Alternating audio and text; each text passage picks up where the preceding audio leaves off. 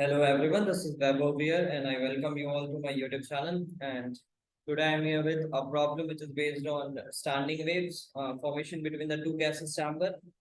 And the question is not too tough, but it is quite relevant to our JEE advanced syllabus because being constrained to JEE syllabus, it is not possible to create some very tough problems on waves a little bit conceptual, but yes, a good problem. So let us check the problem statement and then we will move toward the solution part. So ऐसा है कुछ आपका सवाल, इसमें एक चीज missing है, आप देखें यहाँ पर आप इसको 1 मीटर लेंथ लेंगे, ये 0.5 मीटर दिया हुआ है और ये 1 मीटर के बैठ, ठीक है। ये चैम्बर की लेंथ आपको इस तरह से गिवन, बस ठीक है। यहाँ पे डाइफ्राम लगा हुआ है, इस पे एंटी नोड बन रहा है, ये फिक्स है, ये नोड बन रहा है, यहाँ पर भी नोड बन रहा है डिस्प्लेसमेंट का, क्वाइट ऑब्वियस है। फिक्स्ड वहाँ पर डिस्प्लेसमेंट का नोड ही बनना चाहिए। हमें फंडामेंटल फ्रीक्वेंसीज देखनी है और मुझे देखनी है कि कौन से हार्मोनिक यहाँ पर चल रहे हैं और कौन से हार्मोनिक यहाँ पर दोनों चैम्बर पे बन रहे हैं, ऐसा देखना है। चलो तो इस सवाल को समझते हैं, हो क्या रहा है। ऐसा चैम्बर है, अब इस चैम्बर पे यहाँ पर मेरे पास ऐसा कुछ हुआ। अब अगर आप ध्यान से देखें, यहाँ पर एंटी नोड बन रहा है तो ऐसा कुछ स्ट्रक्चर बनेगा ना, ऐसा कुछ स्ट्रक्चर बनेगा।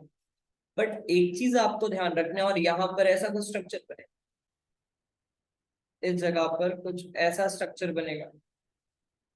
तो अगर आप यहाँ पर ध्यान से देखें तो जब ये ट्यूनिंग फोकस पे आ रहा है ऐसा, तो यहाँ पर फ्रीक्वेंसीज तभी काम करेंगी, मतलब यहाँ पर स्टैंडिंग वेव्स का फॉर्मेशन तभी होगा जब इस पर्टिकुलर लेंथ का भी जो भी यहाँ पर फ्रीक्वेंसी आ रहा है वो इस पर्टिकुलर लेंथ पे भी बोल सकते हैं मैच कर जाए इसके किसी भी एक फंडामेंटल नोड से, और इसके भी किसी एक नोड से, सॉरी नॉट नोट बोल रहा हूँ, नॉट नोड। सो यहाँ पर मैं बोल रहा हूँ किसी भी एक पर्टिकुलर इसके हार्मोनिक से मैच कर जाए और इसके भी हार्मोनिक से अगर वो मैच करता है, in that case you will say कि यहाँ पर स्टैंडिंग वेव्स की फॉर्मेशन होगी, ठीक है। तो इस बात को ध्यान में रखते हुए मुझे नहीं पता यहाँ पर कौन सा हार्मोनिक फ्रेम हो रहा होगा, बट यहाँ पर जो भी हार्मोनिक फ्रेम हो रहा होगा उसके साथ साथ मैं बोल सकता हूँ कि इस जगह पर भी कोई हार्मोनिक फ्रेम हो रहा होगा, तभी यहाँ पर स्टैंडिंग वेव्स का फॉर्मेशन होगा, अदरवाइज नहीं होगा। सो यहाँ पर मैं बोल देता हूँ ऐसा कि यहाँ पर एन लूप का फॉर्मेशन हो रहा है। लूप किसे बोल रहा हूँ, इसको बोल रहा हूँ, ये तो एक्स्ट्रा है मेरे पास। और यहाँ पर ऐसे ही एम लूप्स का फॉर्मेशन हो रहा है इस जगह पर। तो यहाँ पर कोई एक और हार्मोनिक चल रहा होगा, यहाँ डिफरेंट हार्मोनिक चल रहा होगा, और दोनों का मिला के मैं बोल सकता हूँ यस, अगर जो भी मिनिमम पॉसिबल वैल्यू हो सकती है वो मेरे लिए क्या बोलेंगे, यहाँ पर वो मेरा रिजल्ट होगा। तो ठीक है, तो इस हिसाब से अगर देखें तो यहाँ का लेंथ मुझे पता है 0.5 मीटर्स, और यहाँ का लेंथ मुझे पता है 1 मीटर्स। तो बस कुछ नहीं, यहाँ का वेवलेंथ लिख लेंगे। आप अगर ध्यान से देखें तो इस जगह का वेवलेंथ मुझे क्या लिखना चाहिए, ये हो जाएगा λ/4 और ये हो जाएगा λ/2। तो ये तो 1 ही है, तो मैं इस सेक्शन को एक्सक्लूड करते हुए लिख रहा हूँ यहाँ पर जो भी साउंड है उसकी वेवलेंथ λ1 है मान। तो क्या लिखूंगा, λ1/4 प्लस कैसे कितने लूप है, n लूप है, तो n टाइम्स ऑफ λ1/2, ये ओवरऑल ये लेंथ कवर हो रहा होगा। उसी तरह यहाँ पर अगर देखें तो m कंप्लीट लूप्स हैं छोटे छोटे ऐसे। तो मैं यहाँ पर बोल सकता हूँ एक पर्टिकुलर लूप पे फ्रीक्वेंसी, मतलब ये जो लेंथ है ये बोल सकते हैं λ/λ2 का हाफ है। λ2 यहाँ पर वेवलेंथ बोल रहा हूँ, तो ये मैं बोल सकता हूँ λ2/2 है ये एक्चुअली, λ2/2। तो यहाँ पर ऐसे m लूप है तो m λ2/2 ऐसा लिख रहा हूँ, ठीक है।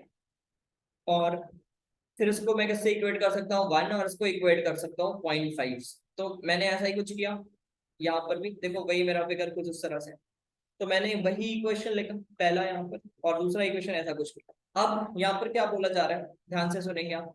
यहाँ पर बोला जा रहा है, रीड खुद से ना करें, एक बार इसको ध्यान से सुने तो आपको ज्यादा मजा आएगा सवाल। तो यहाँ पर अगर ध्यान से देखें तो since the frequency of both is same as it is produced by the same source, एक ही सोर्स की फ्रीक्वेंसी आ रही है, तो यस फ्रीक्वेंसी मीडियम के चेंज होने से चेंज होगा नहीं। तो f1 f2 सेम होने वाला, फ्रीक्वेंसी को लिख सकता हूँ वेलोसिटी बाय λ1 वेलोसिटी बाय λ2। तो बस ठीक है, यहाँ पर वेलोसिटी की वैल्यूज रख दी है जो कि वहां पर गिवन था, λ1/λ2। तो यहाँ से मुझे मिल गया λ1/λ2 इज 11/3। और इस जगह को अगर मैं सॉल्व करूं तो मुझे ऐसा कुछ मिल रहा है 2 1 + 2n। और यहां से अगर मैं सॉल्व करूं तो मुझे ये कुछ मिल रहा है 1, ये मिल रहा है मुझे कुछ ऐसा, ये सॉरी, ये मुझे मिल रहा है कुछ ऐसा λ2 वाले पार्ट। ठीक है, बिकॉज यहाँ पर जो 1 मीटर का लेंथ आ रहा था, ये आपका 1 मीटर का लेंथ आ रहा है, यहाँ पे 0.5 मीटर का लेंथ आ रहा है, तो बस इस तरह से लिखते हैं। तो ये आपका पहला वाला सेगमेंट हो गया, ये दूसरा वाला सेगमेंट हो गया, और इसके हिसाब से हमने कुछ इस तरह से वेवलेंथ वगैरह लिख दिया। अब इस λ1 और इस λ2 को मैं ऊपर यूज करना चाहता हूँ, ऊपर वाले इक्वेशन पे यूज करना चाहता हूँ। तो चलो ठीक है, λ1 की वैल्यू लिख लिए, which is 2/1 + 2n, एंड λ2 की वैल्यू लिख लिए 2/m। इनका जब डिवीजन किए तो ये 11/3 के इक्वल आना चाहिए, मतलब m/1/1 + 2n इज एक्चुअली 11/3, ऐसा कुछ बना। और अगर आप क्वेश्चन को देखें तो क्वेश्चन में बोला गया है कि आपको क्या चाहिए, लीस्ट। ओके, आपको पता यहाँ पे बोला जा रहा है मिनिमम फ्रीक्वेंसी से ऑसिलेट कर रहा है, मिनिमम फ्रीक्वेंसी। मतलब यहाँ पर ऐसा भी हो सकता है कि और भी बहुत सारे तरह के पैटर्न बनने पॉसिबल है, बट ये जो पॉसिबल पैटर्न बन रहा है उसमें सबसे कम जो पॉसिबल पैटर्न है फ्रीक्वेंसी की, वो यहाँ पर मैच हो रही है। मतलब आप बोल सकते हैं फ्रीक्वेंसी अगर सबसे कम यहाँ पर मैच हो रही है तो वो सबसे पहले कब बन सकता है, जब यहाँ पर एम की वैल्यू और एन की वैल्यू, अगर यहाँ से देखें एम की वैल्यू और एन की वैल्यू, तो एम की वैल्यू क्या रख सकते हैं यहाँ पर, यहाँ पर मैं रख सकता हूँ एम की वैल्यूज विच इज